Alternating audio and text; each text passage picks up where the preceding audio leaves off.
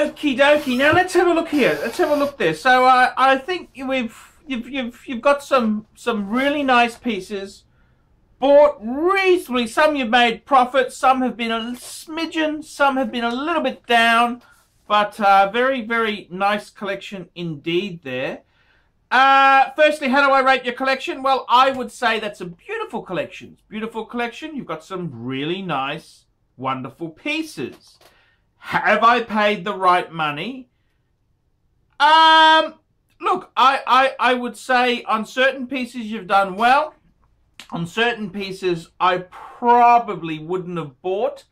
I think what you've done is you've bought a lot of really, really modern pieces. So they're so close to retail that we haven't given enough time to see how they pan out. So I personally, as an investment, have I paid the right money? I would say you possibly could have invested the money more wisely. Now, what I mean by that is I'm not trying to criticize your collection or say, you know, there's some beautiful things there, but some of them have been bought really high, really high. And I think it might be good if we have a quick look here.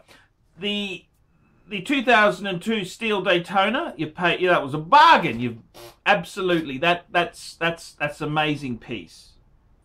But you look at the Chopard Millie Megler, ooh, very, very, very soft piece. That was a mistake. You shouldn't have bought that. The Pam, you've done well on the Pam. That's quite a nice piece. The Royal Oak Offshore Safari. I think that was reasonable buying there, but if you need a service on that, very, very costly, very costly. The Yachtmaster 2, I honestly think you could have put money into something else that would give you a better chance of a higher return. I think it's too new. It's too new. So I mean, that type of thing is very difficult because it is so new there. I would have personally put my money into a solid gold older sub. I think that is better. That's what I had personally done myself. I think the bimetal, it's paying very, very... It's so new. I don't think you've left enough time to really scoop a bargain there. The Doubloon, I personally wouldn't have bought the Doubloon Deep Sea. I think that is potentially a bit of a... Paying very high in a crazy collector market, you could be left holding the baby and the bathwater. That's the dangerous thing with that piece there. I think I would have preferred to have bought now. If I was buying a big, huge diver, I'd be going for the Black Dial Deep Sea. I think that is better upside as investment potential. 2017 Steel Daytona. This is the Panda, the white face with the black ceramic bezel. Very high you've paid for that. I think the problem when you pay so much for it is, can it keep rising? And I always say you've got to buy something as the second last idiot. Is there another idiot who's going to pay more for it at the end of the day? Because you want to get out before the market goes down. So I wouldn't have bought that. That's very high. I mean, if you really want one, you have to pay crazy money, but I personally would not have bought that. The Flat 4, you've paid very strong for that. There's not enough of them on Chrono to confirm, but I think you've paid strong. Hard to say whether that is a super collectible or not. And the 2017 Omega Speedmaster CK2998 limited edition. Smidgen of a profit there, but too new. You really can't enjoy them and wear them and expect any profit you gain is going to be lost as it gets a little bit older. So to answer your question, have I paid the right money? I think you've bought things a little bit too strong. I think you've paid high. That could be a reflection of the UK market.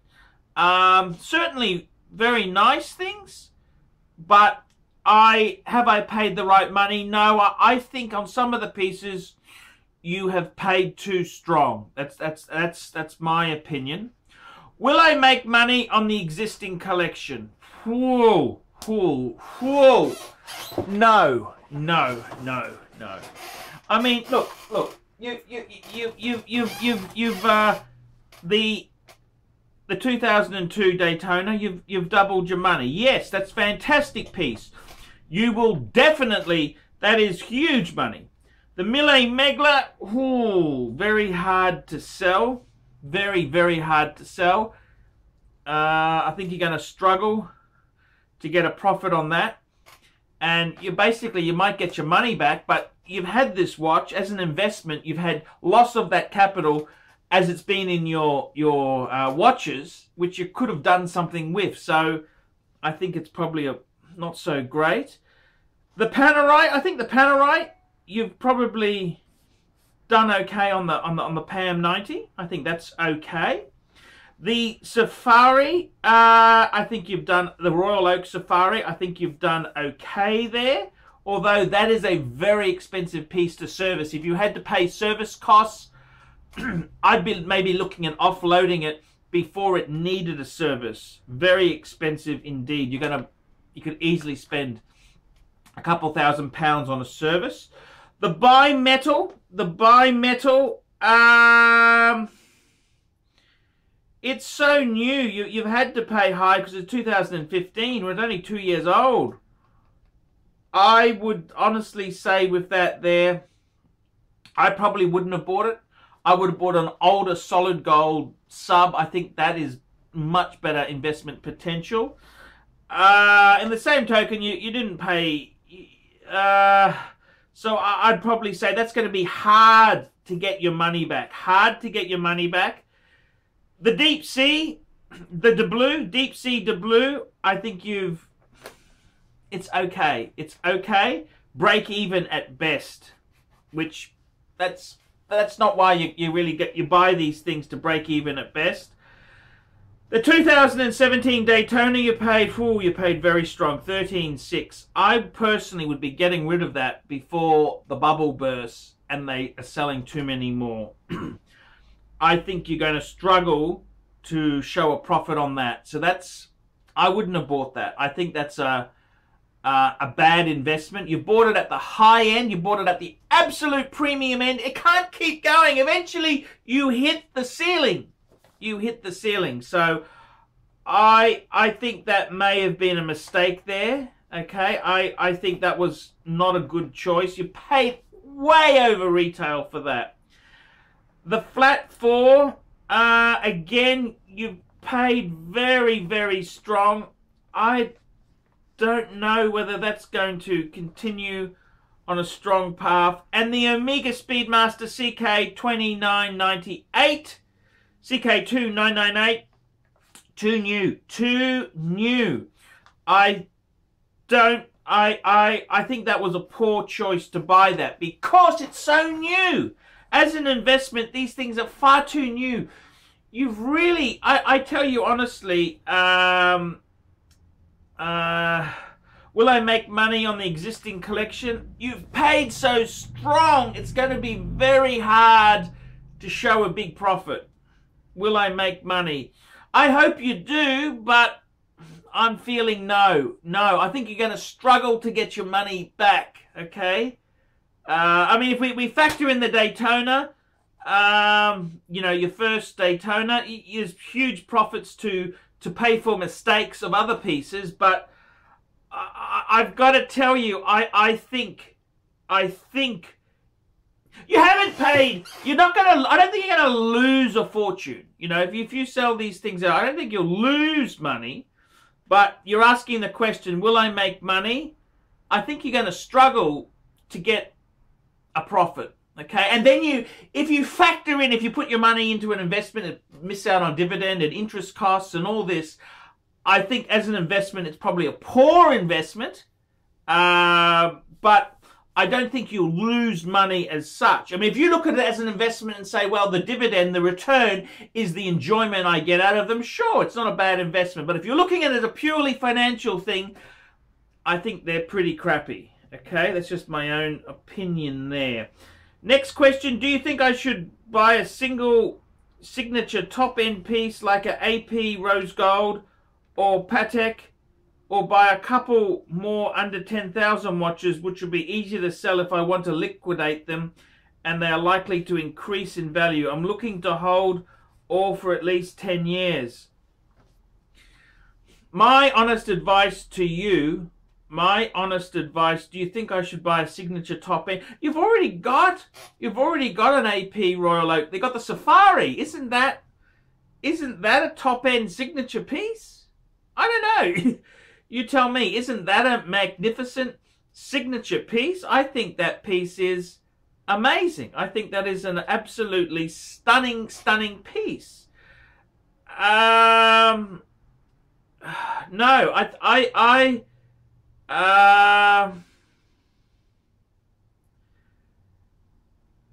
if I were you, I tell you honestly, do you think I should buy a signature? Look, I think you could have bought more wisely, okay? But I don't know if I'd be... I don't want to be rude, but I'm not so sure you've bought the right things there. I mean, there's things I would buy that you haven't bought. And how do I put this? Do you think I should buy a... I think you've already got a signature piece. The Royal Oak Offshore Safari. Isn't that crazy? Isn't that super prestigious enough? I don't know. I personally would be restructuring your collection, okay? What I would be doing is I would be selling. I tell you what I would do. My advice to you, I would sell the Chopard Millet Megler. Get rid of that. See if you can get your money back. If not, try for a small profit and lower. I would be selling the Royal Oak Offshore Safari. Okay, before that bastard needs a service, get rid of that before it needs an overhaul, because that's the first thing. People who are buying those Royal Oaks, the first thing they say when you got a chronograph is, when was it last serviced? And I can tell you now that is going to be hugely expensive. I would be getting rid of that. The Yachtmaster bimetal, I would be flicking that as well. I think that is far too much money to have tied up in that piece there. I would flick that. The De Blue, maybe keep that as a speculative investment. The Daytona, I think you've paid way over. It's crazy margins there. I would be flicking that. You could keep the Flat 4 anniversary sub. That's a speculative investment. The Omega, the CK2998. It's not a lot of money. Maybe keep that, but I would be getting rid of the Chopard Millet Megler, the Royal Oak Offshore Safari, the bimetal Yachtmaster 2. I would be getting rid of the steel Daytona, the new model. I think I would be getting my money out of them. What would I buy? I would be buying. I reckon if you really want to make money out of this collection, I would be buying nice examples of pre-ceramic Rolex steel sports. So your Submariner, your Sea Dweller, pre-ceramic, even the 40mm ceramic Sea Dweller. I would be going for the GMT, maybe get a solid end-link no holes case Explorer 2. I would be putting that money into pre-ceramic Rolex there. I would also take a bit of a punt. Jaeger-LeCoultre is very soft, IWC soft, Panerai soft. I would be saying, you know, you could take a punt. Like, I bought the World Time, right?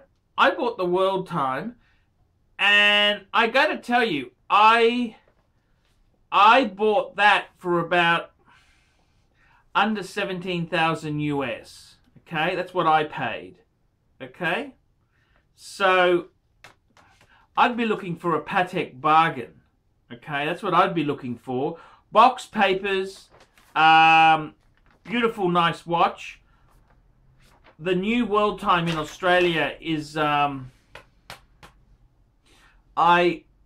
paid low 20s. Haggle, that's very, very, I've got contacts. New world time is 62,000 Australian dollars. My one, I paid low 20s, 24, 25,000.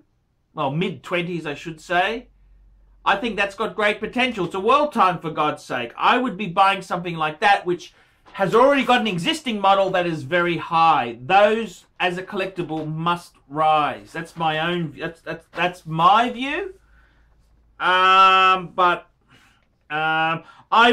think if you wanted to get two-tone, I'd be going pre-ceramic two-tones, like the pre-ceramic Bluesy, Submariner, pre-ceramic GMT, and maybe a pre-ceramic Daytona. I think that is much better investment than buying a current model Daytona at high money. It's a formula to lose money. I'm sorry, it really is a formula to lose money. Okay, your next question is, any other watches you think are good investment buys that will complement my collection? Look, as I said there, I'd be looking for a bargain Patek. I think pre-ceramic, steel sports, and maybe pre-ceramic two-tone Rolex sports. I'd be looking at that. I would be seriously looking at re-evaluating your collection. I think you've paid very, very strong for some wonderful pieces. You do have absolutely wonderful pieces in the collection, but you have paid high. I don't think the Daytona is going to keep 13,600 pounds. Whoa! That is. I paid slightly more for my world time, but Jesus, it's only a steel Daytona, for God's sake. Very high money. I can't see you making a lot of money on it when you've paid through the nose for it. So I would be correcting some of these mistakes and buying. I think myself the sweet spot is 90s, noughties, that's 2000 to 2010, noughties. I think that is the sweet spot. That's my own view, because they're classic watches, the pre-ceramics. That's what I'd be doing. So lovely collection. I mean, these aren't bad pieces. They're wonderful pieces, but as an investment vehicle, I'm not so sure you're going to have a huge return. I would have bought other things. That's my own advice. But if you love them and it's not about the money, I'm all for you there. But thank you so much. This is 3 videos. See, look at this. I wanted to analyze. I wanted to process this, and I've given you 3 good videos. This is a reply to an Archie Explodes, and I love your collection. You got some great pieces, but I think you may have, as an investment vehicle, I don't think it's that good. That's my own opinion, but lovely pieces, and it's not always about the money. I'm Archie Luxury. This has been an in-depth look. Tell me what you guys think of that. Nice one, Arch. Great vid.